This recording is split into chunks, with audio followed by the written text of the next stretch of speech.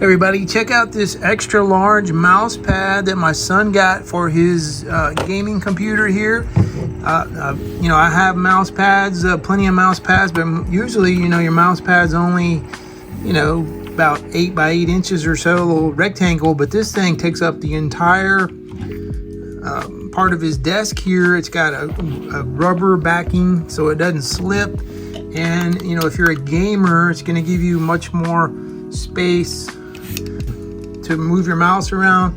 It also comes with this little brush that you can use to clean off the mouse pad or dust off dust from your keyboard, you know, as needed.